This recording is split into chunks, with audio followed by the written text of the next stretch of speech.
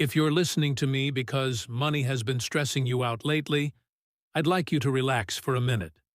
Seriously, you don't need to have everything figured out, and you don't need to become some kind of financial expert overnight. I certainly wasn't one. In fact, some of the money lessons that helped me the most came from mistakes I wish I hadn't made. And there's one mistake I made for years. I thought making more money would solve everything. Maybe you've thought that too. You get a raise, and you think, okay, now I'll finally be comfortable. You get a better job. Now I'll finally be able to save. Your business starts doing better. Now I can finally breathe. And sometimes, you really can breathe a little easier. More income matters. I'm never going to tell you it doesn't. But here's what I wish somebody had told me when I was younger. More money doesn't automatically make you financially secure. Sometimes, it just gives you more expensive ways to spend it. I remember looking at that first bigger paycheck and thinking, I've made it. And maybe you've had that moment. You see that number? And for a little while, everything feels possible. You start imagining the things you've been putting off. Maybe a better apartment, a nicer car, more dinners out. Finally replacing that old phone. Taking the vacation you've been talking about for years. And you know what? There's nothing wrong with any of those things. I want to make that very clear. I'm not here to tell you that wanting nice things is bad. I'm not here to tell you that you should live like a monk. And I'm certainly not going to tell you that buying a coffee is why you're not wealthy. That's not how real life works. The problem is much quieter than that. It happens when every increase in your income becomes an increase in your obligations. Your paycheck gets bigger, so your apartment gets bigger. Your apartment gets bigger, so your utilities get bigger. You get a nicer car, so your insurance goes up. You start eating out more, so your grocery budget quietly changes too. You subscribe to a few more services. You start choosing convenience more often. None of those decisions feels dangerous by itself. That's what makes this so easy to miss. And then, one day, you look at your bank account and wonder, how am I still worried about money? Maybe that's where you are right now. You're earning more than you used to. You're working hard. You're not necessarily living extravagantly. But somehow, you still don't feel secure. If that's you, I want you to hear this carefully. Don't beat yourself up, seriously. You're not necessarily bad with money. You may simply have a financial system that grew more complicated as your life grew. And there's a difference. Think about everything competing for your paycheck. Rent, electricity, groceries, transportation, insurance, debt payments, subscriptions, family obligations, social commitments, saving, investing. And then, somewhere in the middle of all that, you're supposed to enjoy your life too. No wonder people feel overwhelmed. Your paycheck isn't just money anymore. It's 20 different decisions waiting to be made. And that's when I started thinking about money differently. I stopped asking, how can I make my financial life bigger? And I started asking, how can I make it simpler? Because I realized something. Financial security isn't just about how much you earn. It's also about how much of your income is already spoken for. How many things can suddenly go wrong? How many payments are you responsible for? How many purchases do you have to make just to maintain the lifestyle you've created? And how much of your paycheck actually belongs to you? That last question changed everything for me. So I began stripping away the noise. Not the things that made me happy. The things that didn't. Not every nice thing. The unnecessary obligations. Not enjoyment. Financial chaos. And slowly, I built a handful of rules that made my life much easier. They're what I now think of as my minimalist money rules. And before we go through them, I want you to remember something. These aren't rules for becoming cheap. They're rules for becoming harder to financially knock over. There's a big difference. So if you're sitting there thinking, Greg, I make decent money. I just don't know where it all goes. I understand. I've been there. And if you're younger, and you're just starting to earn more than you ever have before, please don't make the mistake I made. You don't have to spend the raise just because you earned it. You don't have to prove to anybody that you're doing better.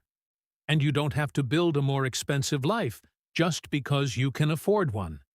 Give yourself some time. Let your income rise, without immediately letting your lifestyle rise with it. Because that's where our first rule begins. Don't upgrade your lifestyle every time your income does. Here's the first rule. And honestly, this one changed my life more than I expected.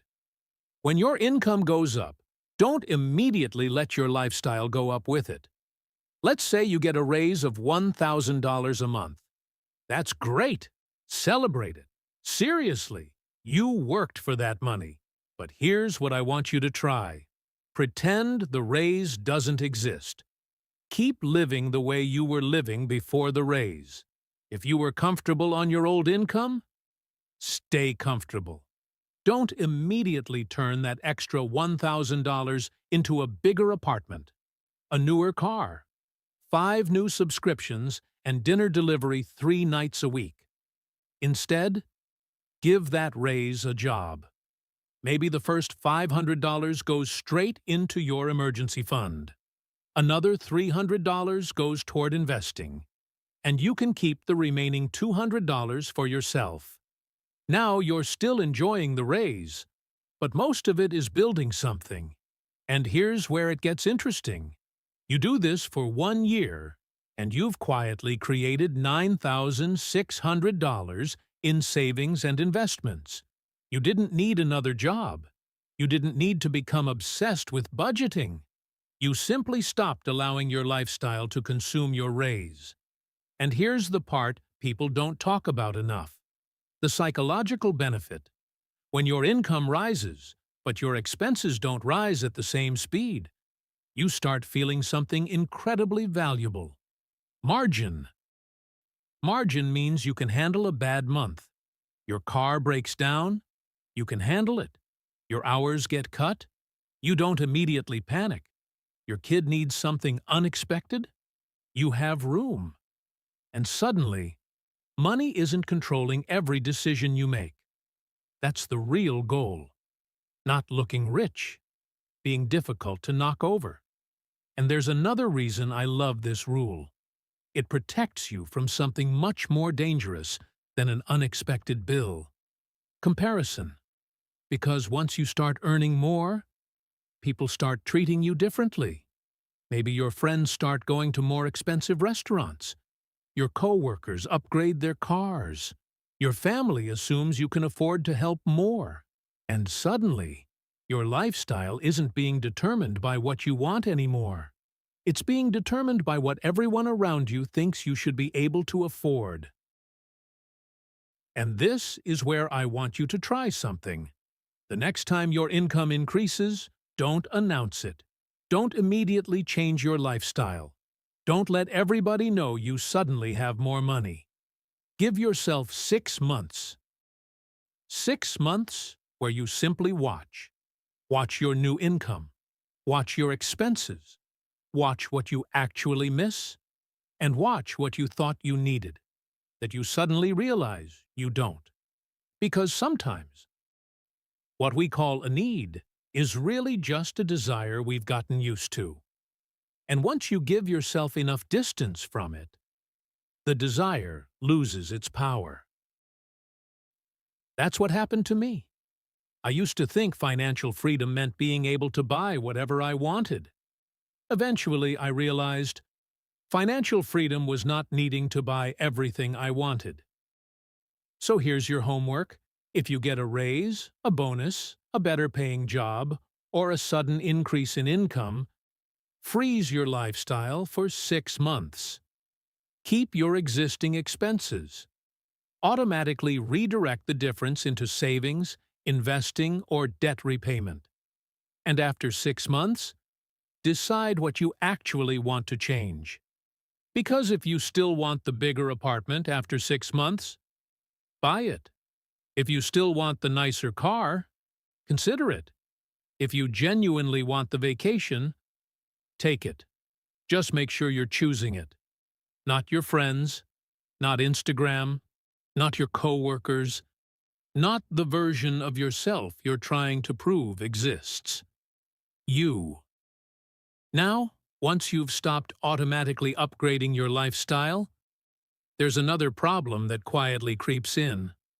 Too many financial decisions, too many accounts, too many subscriptions, too many little purchases, too many things you're supposed to remember.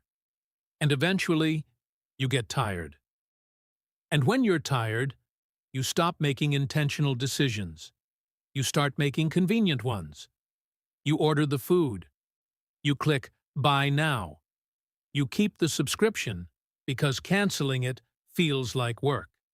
You tell yourself you'll deal with the finances next month, and next month becomes next year. So here's my second rule. Make your money boring. I mean that in the best possible way. Your bills should be boring. Your savings should be boring. Your investments should be boring. Your financial system should be so simple that you barely have to think about it. Here's what I mean. Your paycheck comes in. Your essential bills get paid. Your savings happen automatically. Your investments happen automatically. Your debt gets paid down automatically.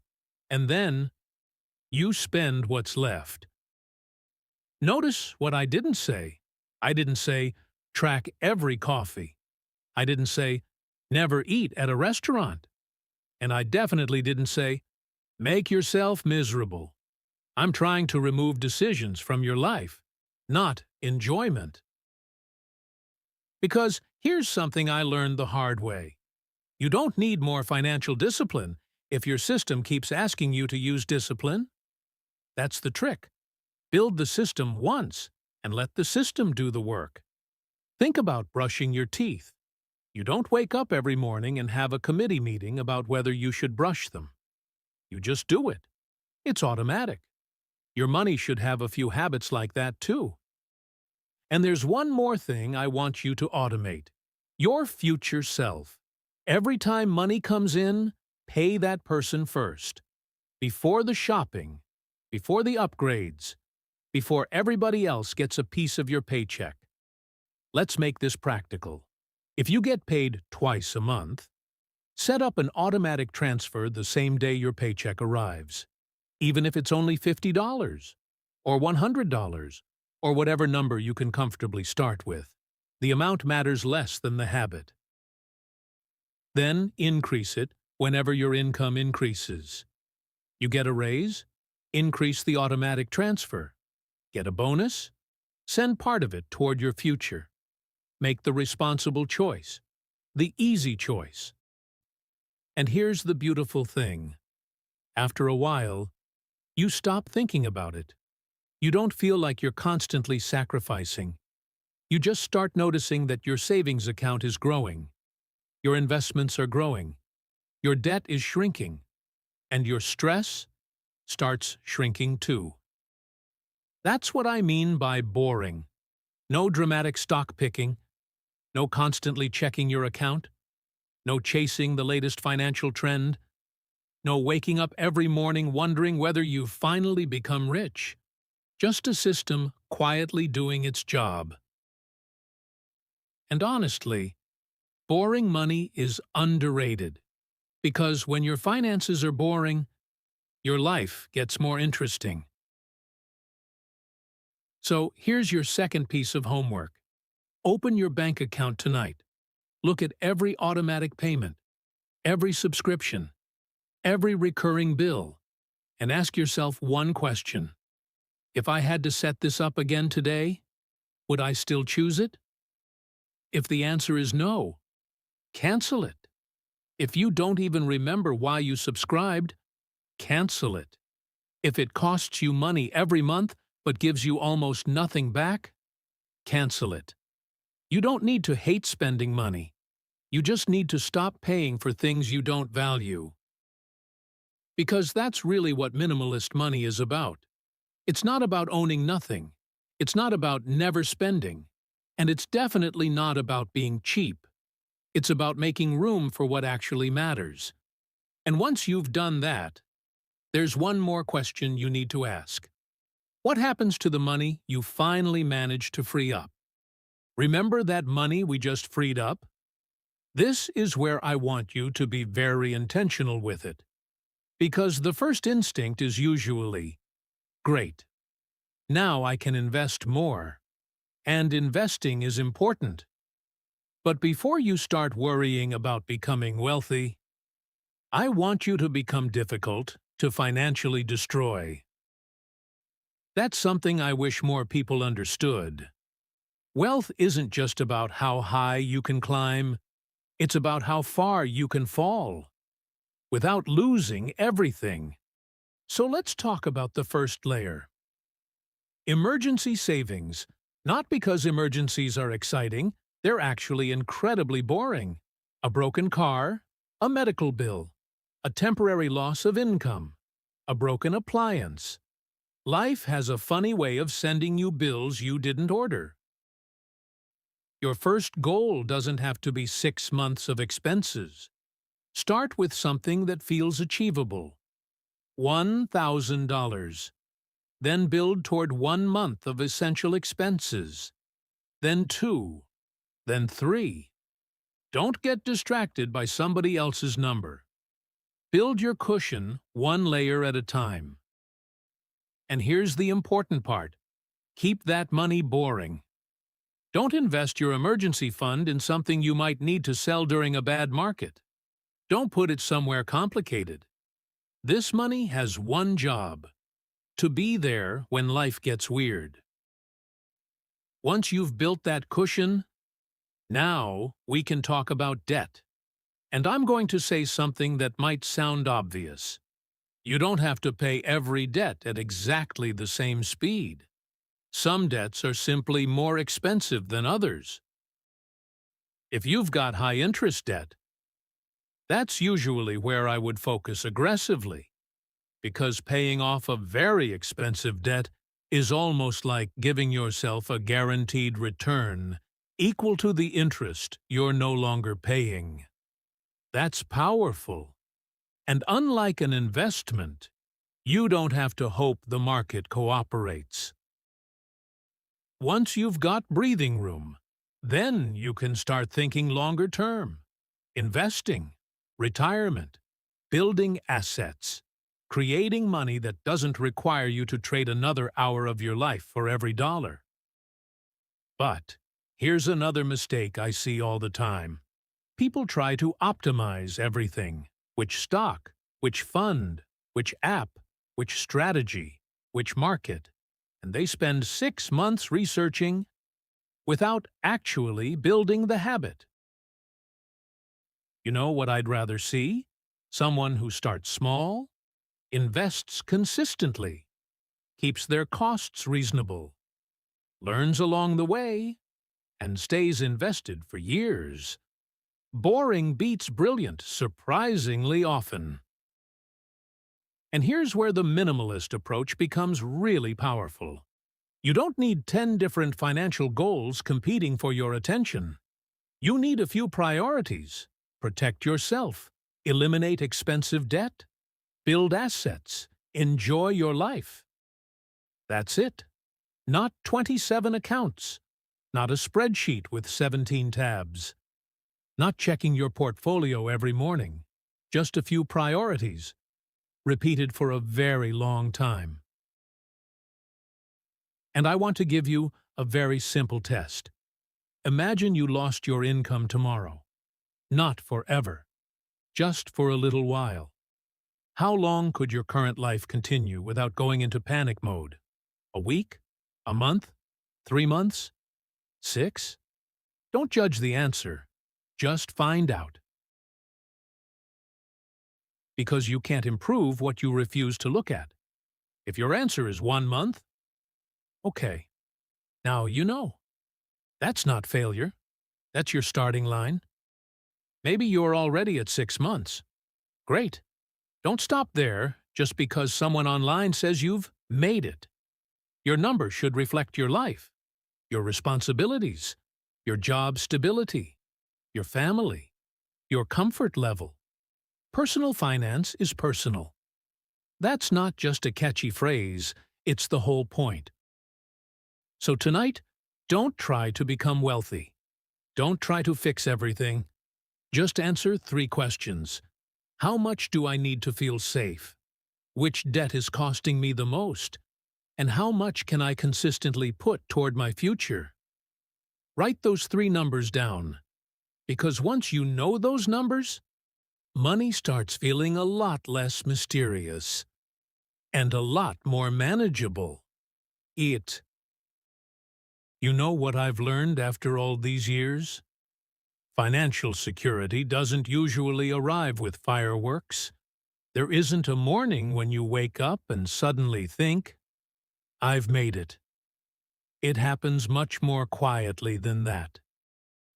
It's when the car breaks down and you don't panic, when an unexpected bill arrives and you don't reach for a credit card immediately, when your paycheck comes in and you already know where the money is going.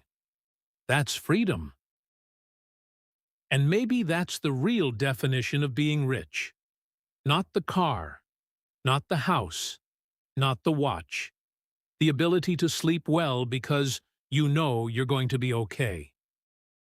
So, if you remember nothing else from this episode, remember these 3 things. Don't automatically upgrade your lifestyle when your income rises. Make your financial system simple enough to run without constant willpower. And build a financial floor before you chase a financial ceiling. Protect yourself. Simplify. Then grow. You don't have to become a different person overnight. You don't need to stop enjoying your life. You don't need to be perfect with money. You just need to make a few better decisions, and then make them again. That's how financial security is built. Quietly, boringly, one decision at a time. And if you're watching this because you're tired of wondering where your money goes, or because you make decent money but somehow still don't feel secure, you're exactly where you need to be. Around here, we're not chasing a perfect financial life. We're building a better one. One story, one lesson, one smart decision at a time. So if you want me to keep walking this road with you, subscribe. Tell me in the comments, what's the one money problem you're trying to solve right now? Maybe your answer becomes the story we talk about next. I'll see you in the next one.